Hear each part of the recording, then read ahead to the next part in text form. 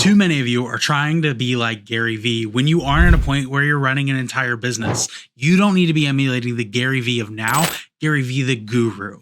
No, you need to emulate the Gary Vee who started VaynerMedia in somebody else's conference room. VaynerMedia started in somebody else's conference room because we had no money for rent. When Gary Vee was starting out, there are 3 things that I believe he teaches us that you and I can apply to our own content creation strategy. And the first is be scrappy. When you're starting out, you don't have the luxury to buy the fancy tools. When I started out, I didn't have this microphone. I didn't have the camera I'm recording on. I didn't have the key light I'm using. I didn't have this light in the background or the blue light reflecting either. When I got started, all I had was this little webcam right here. Nothing fancy, nothing great. Honestly, it's just a cheap little webcam, but guess what? It's what I had. So I started with what I had. I built my system up over time. I started with a laptop. I now have an amazing computer with an i7 processor and a 3060 graphics card. It's a beast of a machine, but I didn't have it right away. It took time to get to it. It took time to get to where I am now, to where I have this wonderful setup, right?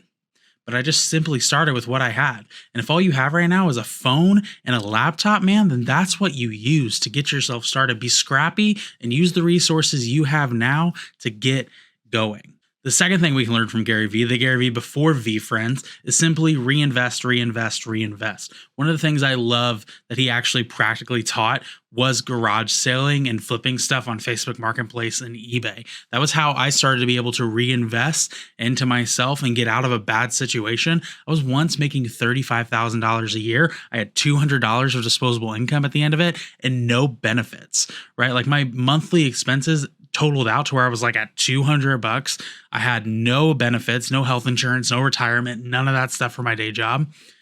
And I couldn't get ahead with just $200. So how did I figure out how to get ahead?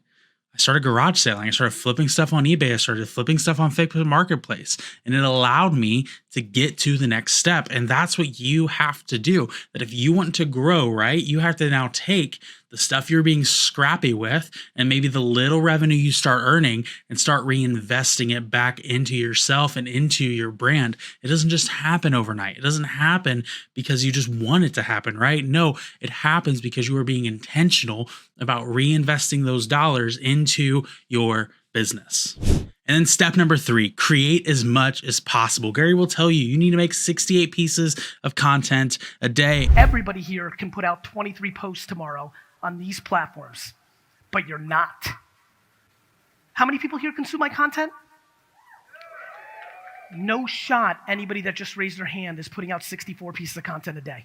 And if you are crazy enough to make that happen, good luck. I'm trying to tweet 20 times a day right now, and some days that's difficult, right? Like it is intense to try and create and output as much as possible, especially when you're on your own and you don't have a team.